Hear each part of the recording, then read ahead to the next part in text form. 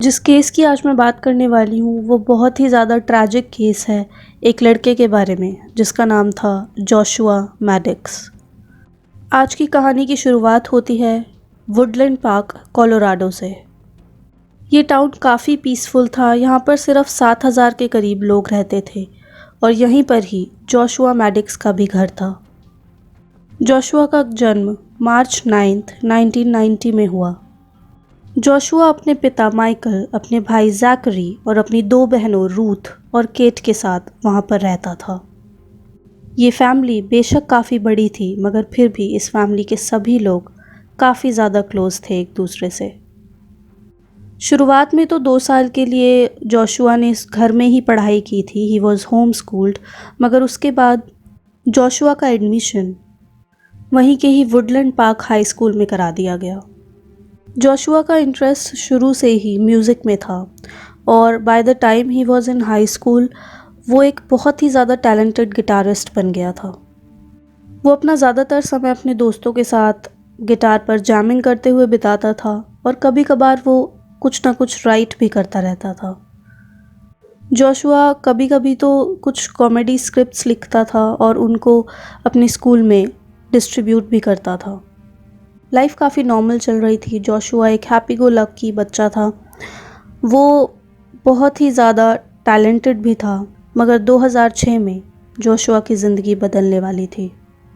Joshua के बड़े भाई जैकरी ने अपनी जान ले ली थी। उसने सुसाइड कर लिया था। जैकरी उस समय सिर्फ 18 साल का था। पूरी फैमिली के लिए एक बहुत बड़ा झटका था और जोशुआ के पिता माइकल को पता था कि इस हादसे के बाद उसके बच्चे कभी भी पहले की तरह नहीं हो पाएंगे। अब साल था 2008 और जोशुआ अब 18 साल का हो चुका था। वो कभी भी अपने भाई की मौत को एक्सेप्ट नहीं कर पाया था, उससे रिकवर नहीं हो पाया था, मगर स्टिल वो काफ़ी खुश रहने की कोशिश करता था, खुद भी और दूसरों को भी रखता था। स्कूल के बच्चे भी उसको डिस्क्राइब करते थे कि जोशुआ काफ़ी जॉली बच्चा था। उसका सेंस ऑफ ह्यूमर काफ़ी अच्छा था। इसके अलावा जोशुआ को बाहर जाना काफ़ी पसंद था। उसको लंबी वॉक्स पर जाना, हाइकिंग करना काफ़ी पसंद था। मगर ऐसा वो शुरू से नहीं था। उसका ये बिहेवियर तब डेवलप हुआ जब उसने अपने बड़े भाई को खो दिया। उसके भाई की मौत के बाद जोशुआ ऐसे लंबी लंबी वॉक्स पर बाहर नेचर में जाने लगा। आउटडोर्स में उसको पीस मिलने लगा। फिर आया दिन 8 मई 2008 का। जोशुआ ने अपनी बहन केट को कहा कि वो बाहर वॉक के लिए जा रहा है, वैसे ही जैसे वो हमेशा जाता था। मगर इस बार जब वो वॉक पर गया तो उसके बाद वो कभी भी अपने घर नहीं लौट पाया। जोशुआ को उस दिन वॉक पर गए हुए काफ़ी टाइम हो गया था, मगर वो अक्सर लंबी वॉक्स पर चला जाता था और उसे काफ़ी घंटे लग जाते थे। तो शुरुआत में तो उसकी फैमिली ने ज़्यादा कुछ शक नहीं किया, मगर जब पूरा दिन बीत जाने के बाद भी जोशुआ घर नहीं आया तो उसके पिता माइकल को चिंता होने लगी। जोशुआ की फैमिली इस वक्त 2 पहलुओं में इस पूरी सिचुएशन को देख रही थी। एक पहलू ये था कि जोशुआ जहाँ भी होगा ठीक होगा, उसको नेचर में रहना, आउटडोर्स में रहना पसंद है और शायद वो जितनी दूर शुरू से जाता था उससे कुछ ज़्यादा दूर निकल गया हो वॉक करने। और दूसरा पहलू ये था कि आज से पहले तो वो कभी इतनी देर के लिए घर से बाहर नहीं रहा। ज़रूर दाल में कुछ काला है। फिर फाइनली 13 मई यानी कि जोशुआ के गायब होने के 5 दिन बाद उसके पिता माइकल ने पुलिस को इस पूरे मामले की खबर दी।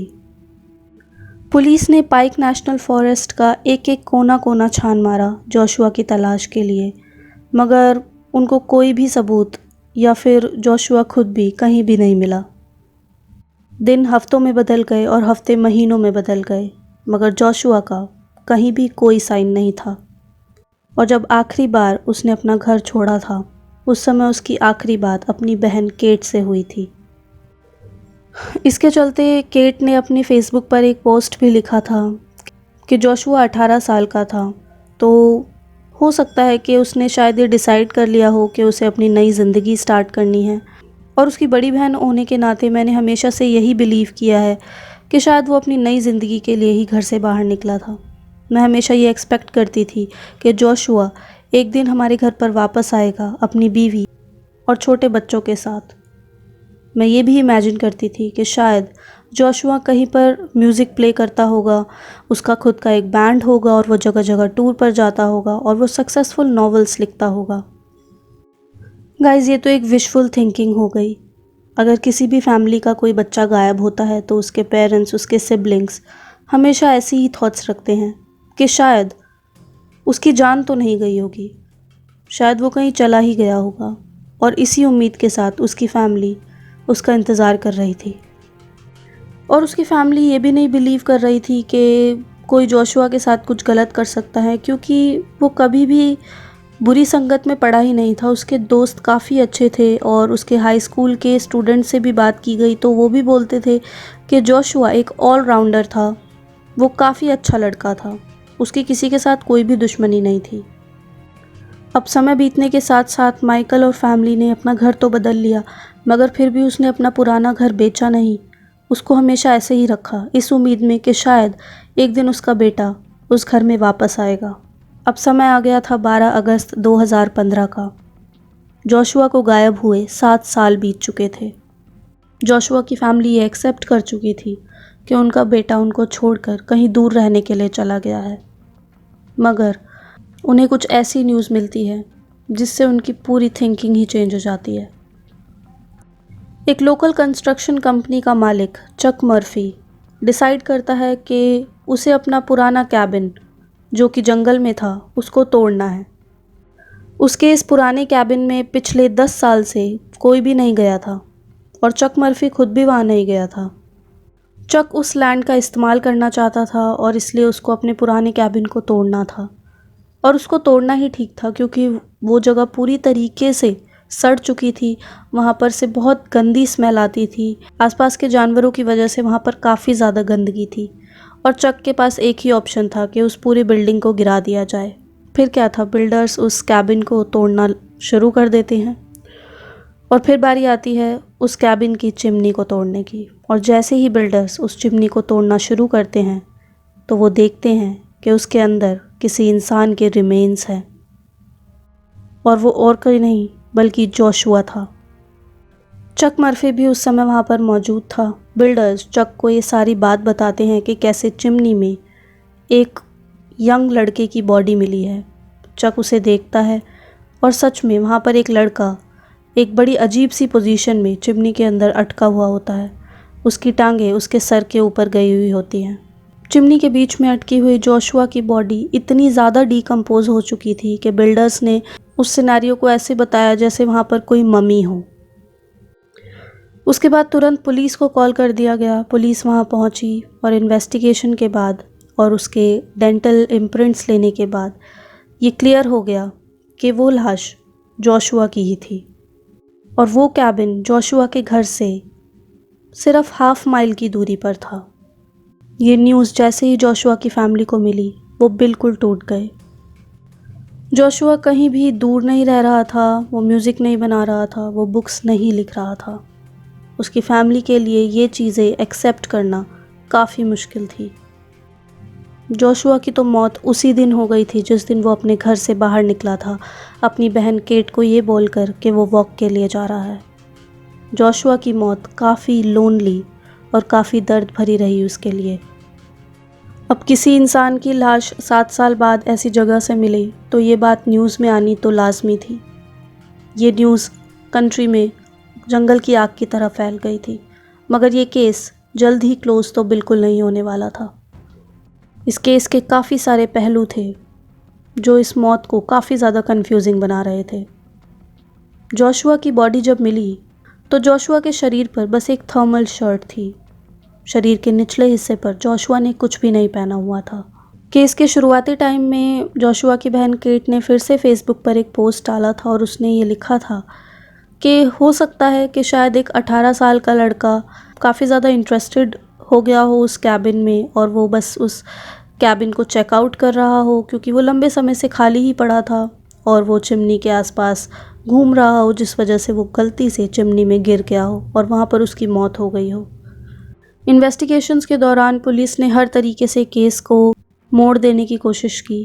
पुलिस ने पहले ये अनुमान लगाया कि कहीं जोश ड्रग्स तो नहीं ले रहा था जिस वजह से वो चिमनी में गिर गया, या फिर कहीं जॉश ने अपने फ्रेंड्स के साथ कोई चैलेंज तो नहीं लगाया था कि उस सुनसान कैबिन में कौन जाएगा और जिस वजह से ये हादसा हुआ हो, या फिर कहीं किसी ने जॉश के साथ ज़बरदस्ती तो नहीं की, उसको उस चिमनी में धक्का तो नहीं दे दिया।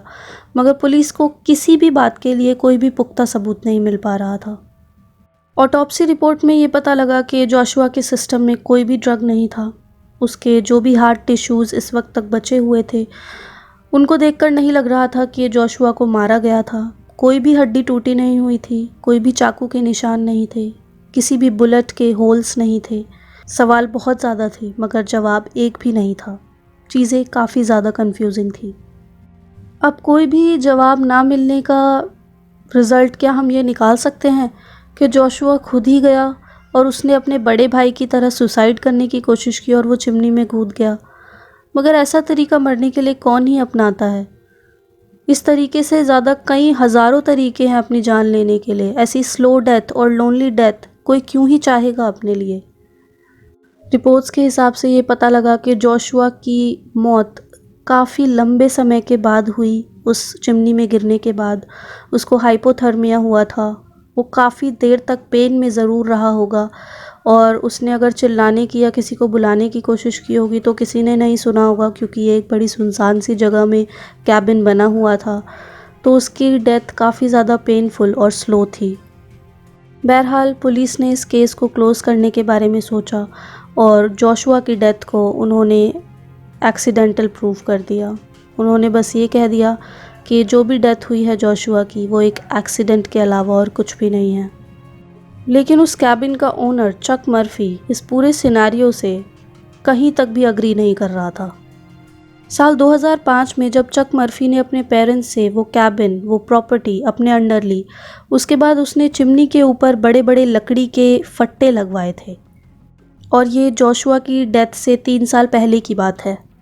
और चिमनी के ऊपर वो बड़े बड़े लकड़ी के फट्टे लगवाने का मेन रीज़न यही था कि कोई भी जंगली जानवर, पक्षी या कोई भी इंसान उस प्रॉपर्टी के अंदर ना जा सके।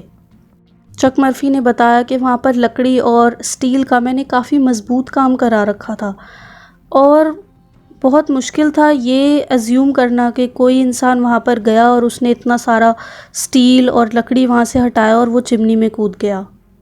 इस केस की एक और डिस्टर्बिंग डिटेल है। आपको याद है मैंने आपको बताया था कि जोशुआ की बॉडी जब मिली तो उसने सिर्फ थर्मल शर्ट अपनी पहनी हुई थी, उसके निचले हिस्से पर कोई भी कपड़ा नहीं था। जोशुआ के नीचे के कपड़े नीटली फोल्ड किए हुए उसी कैबिन में रखे हुए थे। इसका मतलब तो यही हुआ कि जोशुआ उस कैबिन के अंदर था उस चिमनी में गिरने से पहले, चाहे वो अंदर से उस चिमनी के ऊपर चढ़ा हो या फिर वो ऊपर से चिमनी के अंदर गया हो, मगर वो कैबिन में मौजूद ज़रूर था। उसके बाद चक ने अपनी प्रॉपर्टी में एक और चीज़ नोटिस करी। ब्रेकफास्ट बार को अपनी जगह से हटाकर चिमनी के निचले हिस्से पर लगा दिया गया था, इस तरीके से कि चिमनी के अंदर से कोई भी बाहर ना आ सके। तो क्या फिर किसी ने ये ट्राई किया था कि जोशुआ वहाँ से बाहर ना निकल पाए? क्या कोई और भी उस दिन वहाँ पर मौजूद था जो जोशुआ की जान लेना चाहता था? काफ़ी ब्रांड न्यू डिटेल्स अब इस केस में जुड़ चुकी थी, जिसने इस केस को फिर से काफ़ी ज़्यादा इंटरेस्टिंग और कंफ्यूजिंग बना दिया था। मगर स्टिल पुलिस ने यही बोला कि ये डेथ एक एक्सीडेंट थी और इस केस को क्लोज़ ही रहने दिया। मगर पुलिस का ये सिनेरियो ज़ीरो लॉजिक प्रेजेंट कर रहा था। अगर जोशुआ की डेथ एक एक्सीडेंट थी, इसका मतलब क्या वो पहले कैबिन में गया, उसने अपने पैंट उतारी, फोल्ड कर कर वहाँ पर नीटली रखी, फिर वो कैबिन की छत पर गया, वहाँ पर से उसने स्टील और लकड़ी का जितना भी कवर अप चक ने करा रखा था उसको हटाया और वो अपने सर के बल उस चिमनी में गिर गया। I mean, क्या पुलिस को इस पूरे सिनेरियो में कोई भी स्टूपिडिटी नज़र नहीं आ रही? उन्होंने कैसे ये रूल आउट कर दिया कि ये एक्सीडेंट के अलावा और कुछ भी नहीं है? ये केस तो क्लोज़ हो चुका था, मगर अलग अलग लोगों की इस केस के बारे में अलग अलग ओपिनियन थी। इसके कुछ साल बाद जोशुआ के फॉर्मर क्लासमेट ने रेडिट पर एक पोस्ट डाली। उसमें उसने लिखा कि वो हाई स्कूल में पढ़ता था जोशुआ के साथ ही। वो जोशुआ का एक काफ़ी अच्छा दोस्त था। और उसी हाई स्कूल में एक लड़का पढ़ता था एंडी, जो कि एक बैंड में गिटार बजाता था। जिसने ये पोस्ट डाला उसने लिखा कि वो एंडी का अच्छा दोस्त तो नहीं था, मगर वो मेरे दोस्त जोश का अच्छा दोस्त बन गया था। जोशुआ और एंडी एक साथ हैंग आउट करने लग गए थे और एंडी ने अपने एक फ्रेंड को बताया था कि वो और जोशुआ आजकल काफ़ी टाइम एक साथ बिता रहे हैं और वो जल्द ही न्यू मैक्सिको पे एक ट्रिप प्लान कर रहे हैं। अब जब 2008 में जोशुआ गायब हुआ था, उस समय जोशुआ के किसी भी दोस्त का शक एंडी पर नहीं गया था, क्योंकि उन्हें नहीं पता था कि फ्यूचर में एंडी क्या क्या गुल खिलाने वाला है। मगर फ्यूचर में जो भी एंडी ने हरकतें की, उसके बाद उसके दोस्तों का शक एंडी पर जाने लगा कि शायद इस केस में कहीं ना कहीं एंडी ज़रूर रिलेटेड है, उसका हाथ कहीं ना कहीं जोशुआ की मौत में है।